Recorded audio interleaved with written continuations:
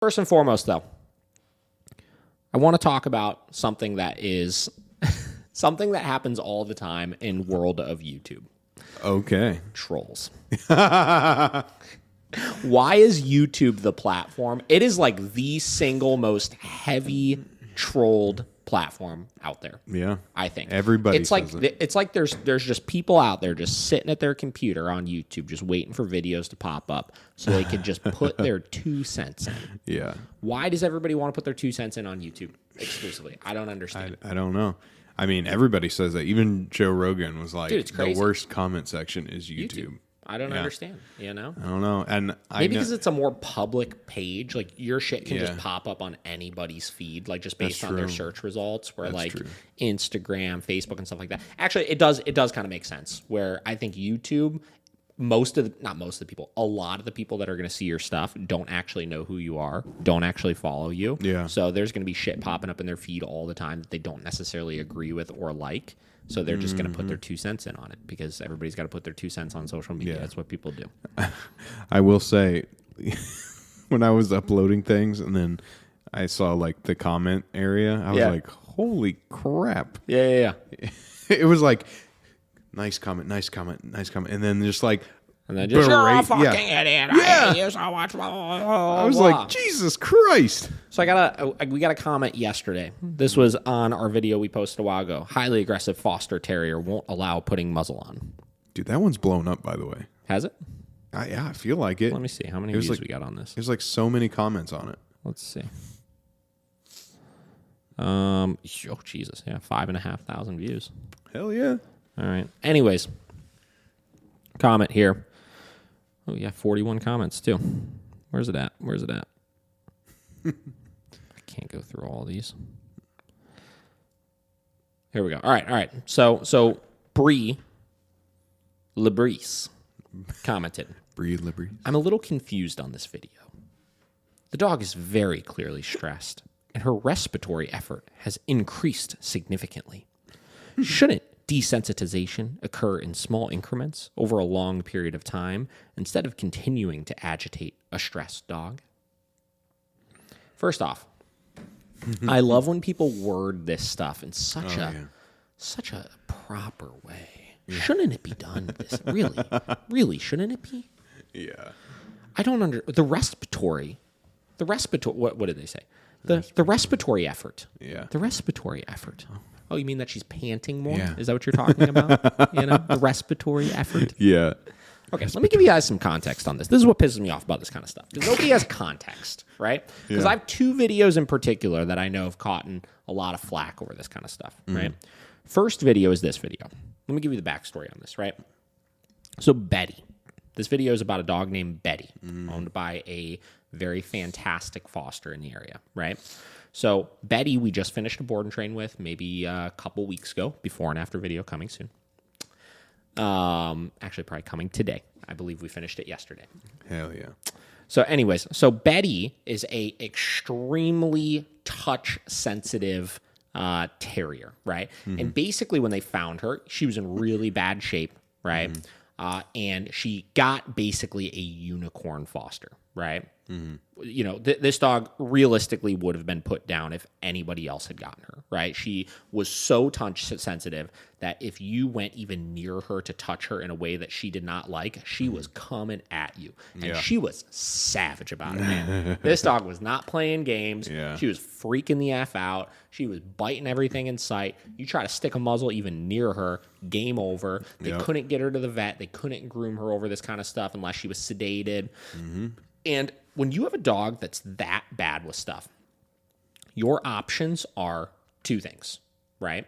1, euthanization. Yep. 2, you figure out a way immediately to be able to start handling the dog in a way you need to so that you can start working on the issue later on. Yeah. Right?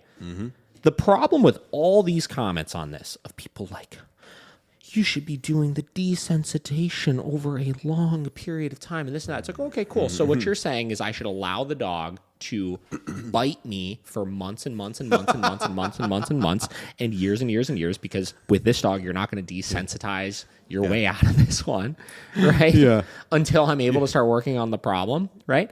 That's not realistic. Yeah. Right? And the problem is most of these cases, and this is the dog training world, right?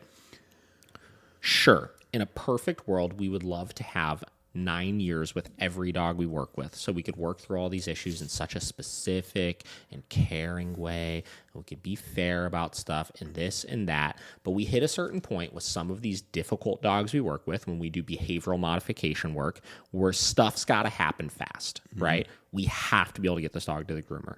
We have to be able to get this dog to the vet. We have to be able to handle this dog so we can administer medication. Because guess what? Sedating the dog every time we need to do those things is extremely dangerous and bad for the dog. Yeah. Right?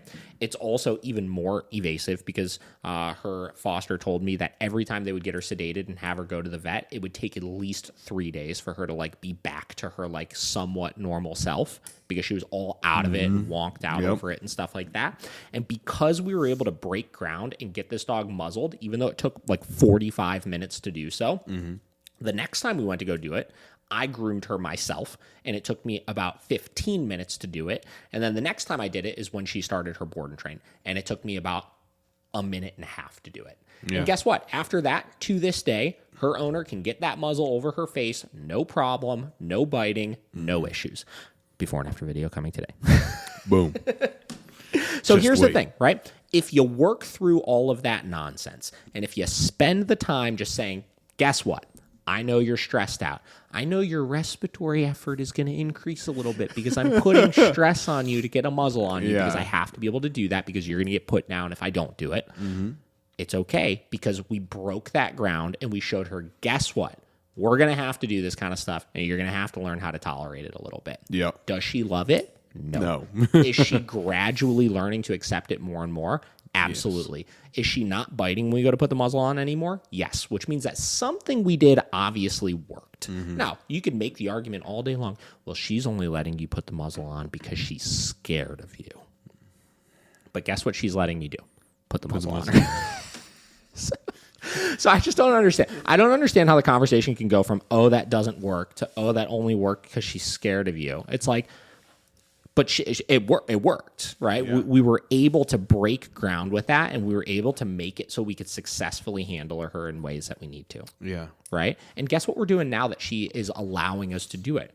Now we're desensitizing, and now we're counter-conditioning. I talk about this a lot because counter-conditioning is this big fluff world in the dog training industry right now, where everybody's like, we counter-condition this, and we don't correct this, and we create a positive association with this, and blah, blah, blah, blah, blah, blah.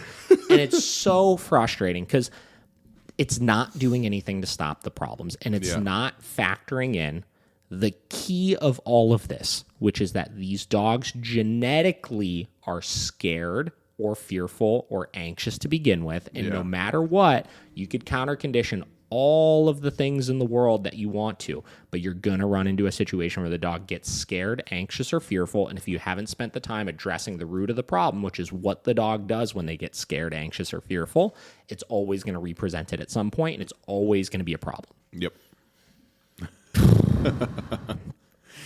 The other one that we saw a lot of this kind of stuff with was, do you remember the video from Florida of teaching the foster dog to walk with the pet corrector? Yep. That one blew the fuck up. Yeah. That one. How many views does that one have? Because that one's got a ton. Teaching foster dog to walk. Yeah, I saw that one where everyone's like trying to critique you on how you're using the You're spraying it too close to the dog. You're this idiot. He's spraying it on the face. 5,000 views. How many negative comments, though? That's the question. Let's see. Let's see what YouTube World had for us. 20 comments, almost all negative. 34 likes, 31 dislikes. So here's the thing. More people like it than they dislike it, so I'll take it. But that was a big one, too. And again, context is everything with this kind of stuff. I talk about this with newer trainers a lot, where people look at, somebody who gets flack a lot, like say Jeff Gelman from Solid Canine Training, where he gets flack for bonking dogs all the time, right? Yeah. And listen, I'll say it all day long. Some of this stuff does not necessarily look pretty, right? There are some techniques and tools and stuff out there that you're like, if you have no context and you just see it, it's like, oh, why did you do that? You know, that's not fair, right? But then you start looking into, again, the context of everything else that's been tried with these dogs, the severity of the issues they have, and then the long-lasting results of some of that kind of stuff. And you start to realize then why these things are being done, right? So the foster dog pet corrector video, people didn't like it because basically we had this foster dog completely out of control, completely reactive.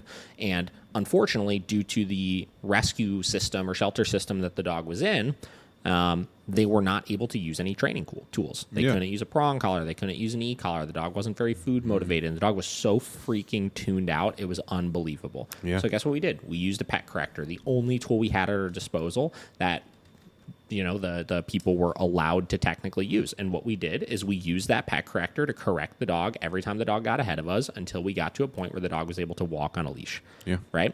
And I remember by the end of that session, one of the fosters even looked at like, oh my gosh, this is the first time that I've seen this dog interact with a person like in the way that she's interacting with you. From the standpoint, it was the first time she was watching, she was looking, she was engaging, she was laying down after the session and just like letting that energy out and like chilling. Yep. And before she was like a space cadet, just all over the place. Right. Now, again, how long lasting is that going to be? It depends on how consistent the people are with working. And anytime you go to bring a dog back into a shelter system, obviously things are going to kind of go awry a little bit. But we were able to see the success in that moment of if you implement some of these techniques, what can be accomplished, right? And people have a problem with that because it's not done in the way they would prefer that it's done without understanding that, if we used a prong collar or we used an e-collar or whatever it may be, or we spent the time developing food drive and all these things, that it probably could have been done in a little bit more of a fair manner to the dog. Yep. But unfortunately, in some situations, we have what we have, and we have to work with that. Yeah. And unfortunately, there's nothing that you can do to change that, right? Like, it's, again, you start getting into situations. There's a dog in a shelter system. This dog is looking for a home, and currently in the way that she's not going to find one. Yeah, right. Exactly. So we have to get some headway, and we have to make sure that we have some ability to work through some of these types of issues, and whatever that is, and you start getting into then the conversation of what is more humane and fair, right? Stopping some of these issues, or just euthanizing these dogs. Yeah. Right. I mean, that's exactly what was going to happen to that dog.